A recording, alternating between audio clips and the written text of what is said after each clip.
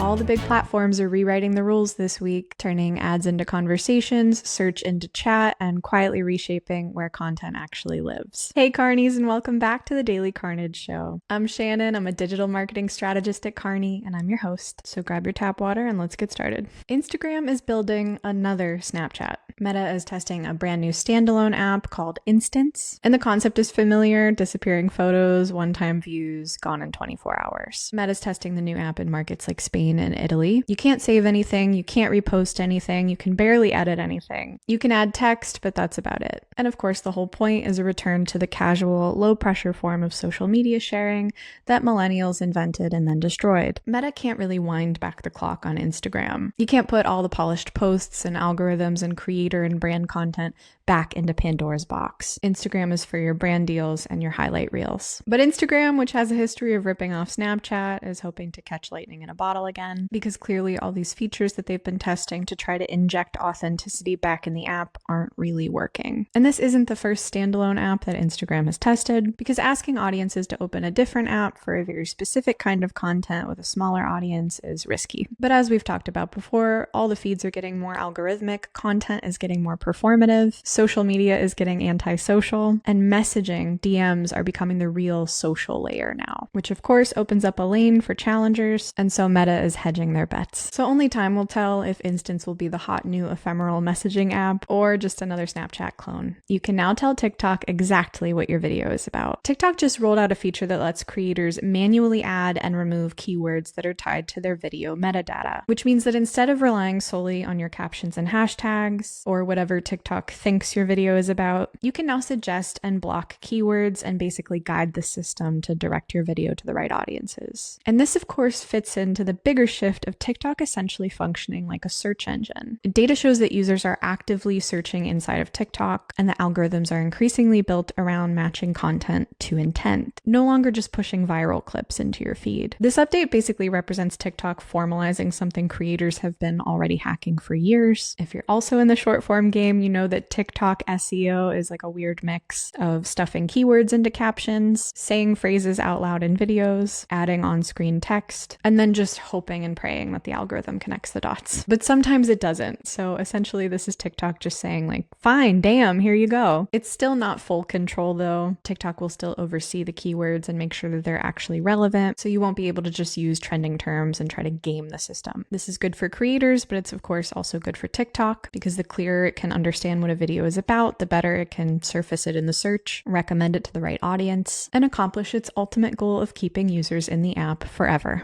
Next up, this feature could completely change how you use YouTube. YouTube is now testing an AI-powered search mode that essentially turns search into a conversation. We've seen this everywhere else. The feature is called Ask YouTube, and instead of typing keywords and scrolling through thumbnails, you can just ask full natural language questions and then refine them with follow-ups, just like you would an AI chatbot. You can ask it, can you explain the best practices for short-form video in 2026? And YouTube will respond with a mix of AI-generated summaries, video clips and full videos, and even highlighted segments that actually answer your question directly. Right now, it's being tested with premium users in the US over 18. And this is basically like Google's AI mode injected directly into the YouTube platform, which keeps users cycling through a conversational interface, reducing the need to click around and delivering answers instead of just links. But with AI doing all of this summarization of content, a familiar paradox emerges. There's less clicking, there's less discovery time, people stop watching full videos, and ultimately creators may suffer. Not to mention that early tests have shown that, of course, these AI summaries contain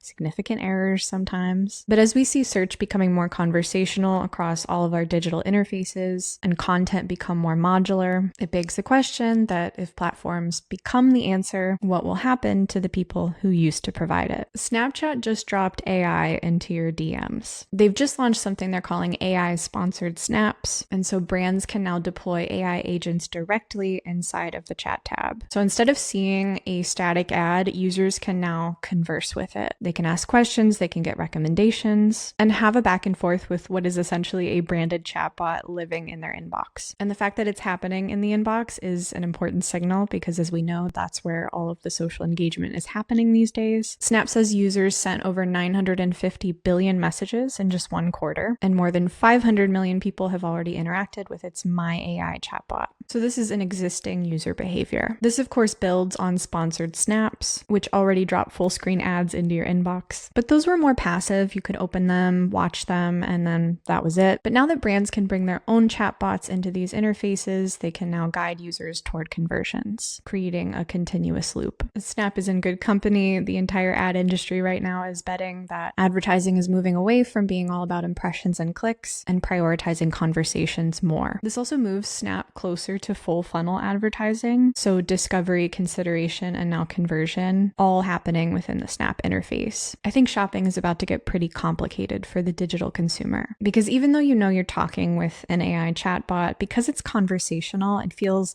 less like an e-commerce transaction and more like a recommendation. It kind of blurs the line between a helpful assistant and persuasive marketing. We know these interactions can feel quite personal. Of course, there's limited data on the psychology of this and how it will affect things like brand trust and affinity. But of course, we'll have to keep an eye out because this is certainly the direction that advertising is moving in the late 2020s. LinkedIn just broke its own rules on ads. They've announced that they've expanded their event ads format beyond the platform. Marketers can now run LinkedIn event ads that send users directly to external landing pages. So webinar platforms, event sites, live stream hubs, instead of, as they did previously, forcing everything to go through a native LinkedIn event page. This feature is rolling out in early May, and it's going to remove a huge friction point for the platform. Until now, if you wanted to promote an event using LinkedIn's event ad format, you had to create a LinkedIn hosted event first. And that often meant duplicating your setup and splitting your data, and